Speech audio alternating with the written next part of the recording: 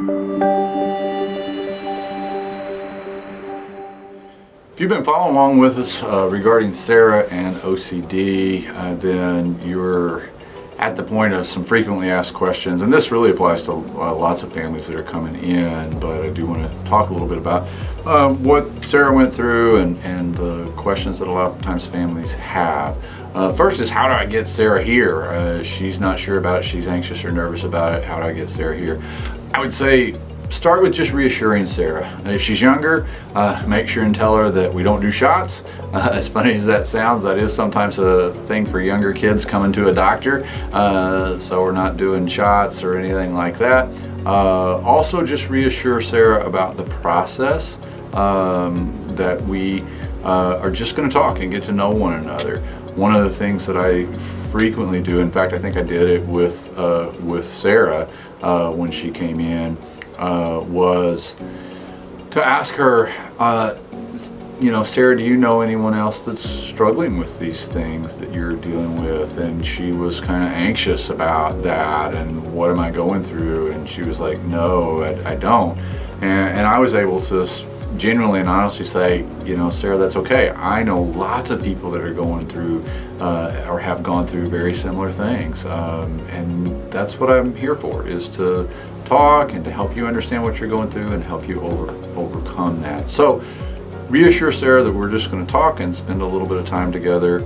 I will meet one-on-one with your child, and then I'll meet one-on-one with you, and then we'll get back together and come up with a game plan of how we're going to move forward. So that's one of the key things. Another frequently asked question is, what happens after the initial evaluation? We usually see folks, the therapist may see kids once a week for a period of time if they're working on some specific therapy issues. Myself and the nurse practitioners will usually see kids once a month for 30 minutes, and we try to really make sure we're carving out time in the appointment so that we can spend some time with you and spend some time with your child.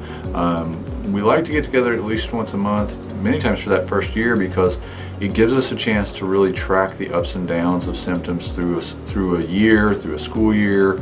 I wish I could say that, these symptoms that we deal with, we could go completely away in one or two visits, but that's not the nature of how this works most of the time. So we here take what I call a primary mental health care model. What we're here to do, once we get you in, we're here to walk the journey with you through the ups and downs of life, really, and the different developmental phases and stages that you and your Sarah are going to go through. Which means that we may back off. As things get better, we may back off in the frequency of visits, and then we may get back together more frequently for a period of time when there are flare-ups.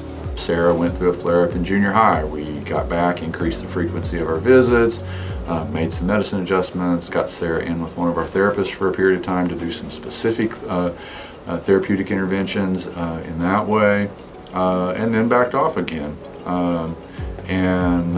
Sarah and I have time to talk even now, not getting together as frequently, about once every 3 months now. She's off medicines, but she still likes to come in and talk about life and life stressors and some of the ups and downs with her OCD.